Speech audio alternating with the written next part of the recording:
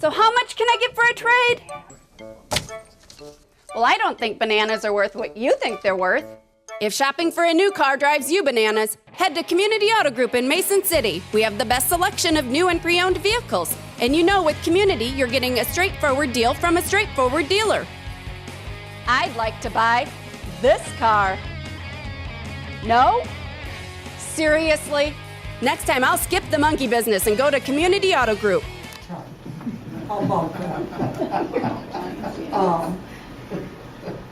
I don't want an answer now, but I'm interested in how many dropouts from our Mason City school. I really like the alternative school. I feel that is a major step. If my children could have had that, we might have all, by the way, my children are all successful in spite of their schooling. My oldest went to the Air National Guard for 26 years. First he was in the Air Force. Then the second one, I think you probably all know, Kevin Easley. A lot of the doctors and a lot of people go to him for their eyeglasses. Then on down. Anyway, in a way, by begging the school to let Dan have some help, later I learned the AEA said he needed help badly. And he said, "Mom, why can't I get some help?" He said, "A certain young man who's now in prison for killing somebody got help and he couldn't, and he didn't understand it." Then I really liked the article about the teacher who helped the students that had problems. I don't remember exactly all about it, but I love to read, and that's where I got education too. The mentors are all volunteers. Wonderful program. Mrs. Seepkin helped my youngest daughter. She had a learning disability. Wonderful person. I think she was a teacher though. Anyway, the mentors are very valuable. The old high school is still standing. We were told years and years ago that that was unsafe for any human to be in it. Look how long it's still there. They get a lot of money out of state offices and so forth. That's why I think these old schools lots of times are way better than the new ones. You don't have to repair them as much, like the bricks falling off the high school out there. Then, and I don't remember what year that school was made. I very much respect, like, really care for Mr. Walrod. He was very, very good to my youngest daughter. All the Harding teachers were good except one, and very good teachers. They got a good education in Harding. It was John Adams where we ran into problems, and major problems. I went to the administration and begged for help. Nobody listened. The last one, AEA told me I was babying her when I got the new teacher. Thank God they listened to me. And there was a Mr. Long, I believe, that had been at Roosevelt. I called Mr. Long and he got it accomplished. They asked me which teacher I wanted even. They're lifelong friends today, that Mrs. Rodriguez. Then, who come up with the crazy idea to name this school Lincoln? That's ridiculous. We had that for years. I was down sick, or I'd have had a petition major on that one. That is Roosevelt School, not Lincoln, and everybody talks about it. Whoever came up with that stupid idea, and I suppose it was all you board members, take it back to Roosevelt. That's our, people come into this community and they want to change everything. And most of you are people with high incomes. Have you ever bothered to know how the common person lives with all these ideas of support levies and come into our community and want to change the names of our schools? Just think about it once. Another thing, do you ever have a person with good ideas on this school board that, you know, comes from the common man, somebody who came up the hard way and knows what it's like to have to put food on the table? We constantly are bombarded with bills, and more bills. Fortunately, because of my husband being mistreated, I don't have to worry about money. You wouldn't think so. People think I'm a crazy old lady. But you know what? Common sense, a lot of times, should prevail. And I'm excited to see these two young men. I bet they're very good. Good teachers are worth their weight in gold, just like the caregivers that are good. But we do have, unfortunately, some teachers that need to be sent down the road, and I understand about that. They've got a monopoly on staying in, whether they're good or bad. And I could write a book. I might someday. I've swore I'm going to write a book about the nursing home and the state. The state backs them up. Anyway, just think about a support levy. What are you going to do to all the people that don't have the right amount of money to feed their children? Of course, there's all kinds of self-help, free stuff, you know. I raised Cain about illegal immigration. Guess what? I'm out of commission because of one. And we should not have to support other countries' children. I won't go any further than that. That's part of where our money's going to. Think about it. Thank you. Thank you. First, tonight they're going to decide whether the levy goes to the public vote or not.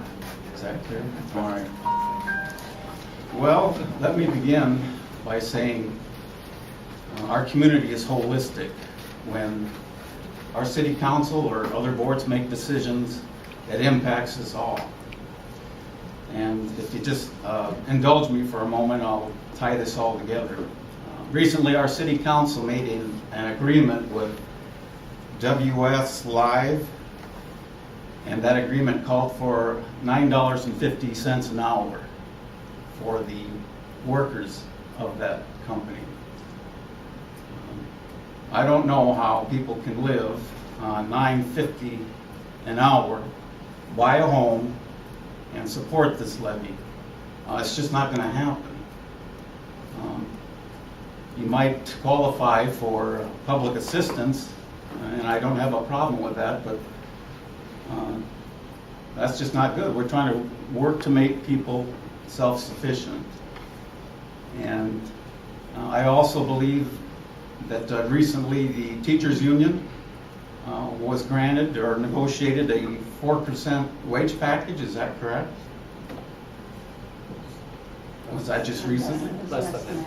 Okay, less than that, but, and don't get me wrong, I'm a big union supporter. I believe in the labor movement.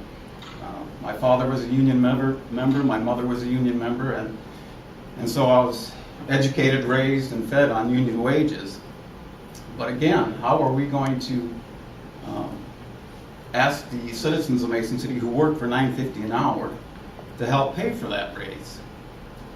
And what I found even more alarming with our city council is we had an educator on that council, John Lee, who called this agreement with WS Live, he used a baseball analogy that it was a triple play.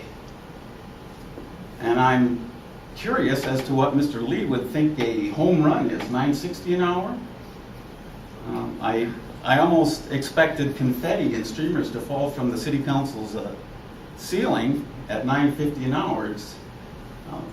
that's not going to help us grow. It's not going to help these support levies. It's not going to help people raise a family in this community.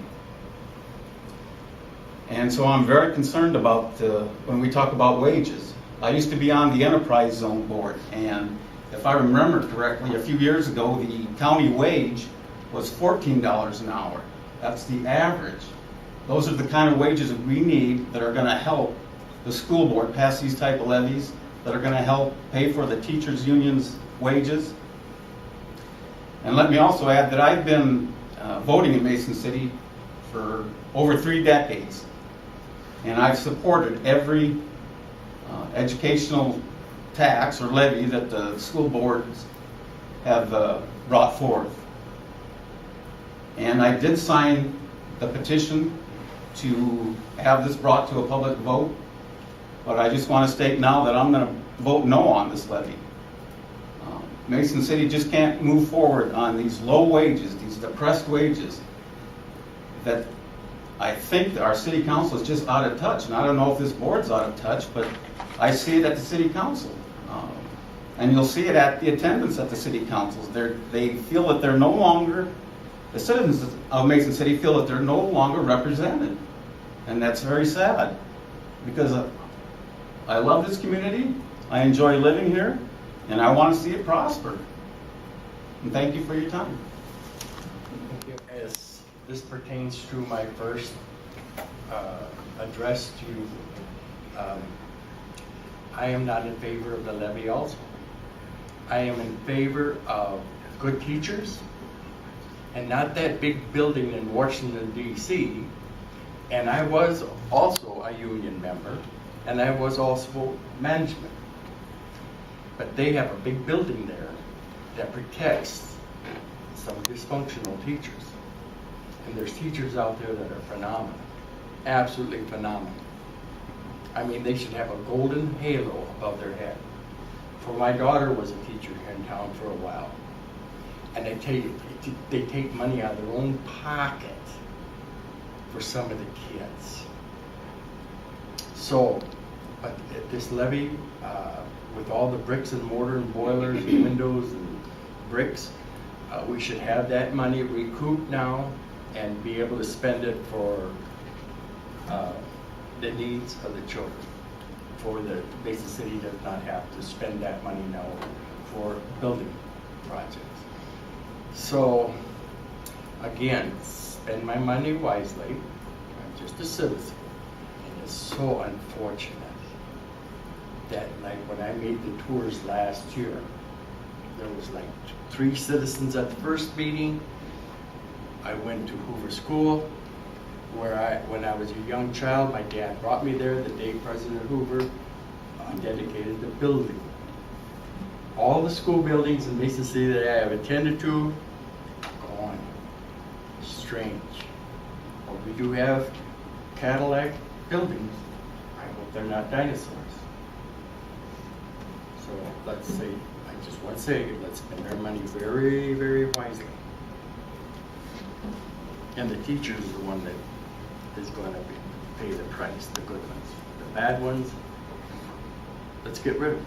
But you know, our government is a poor example to our students.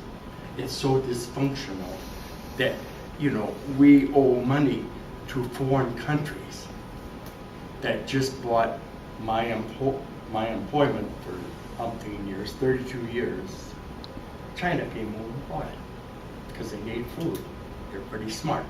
What are they going to buy next? Thank you.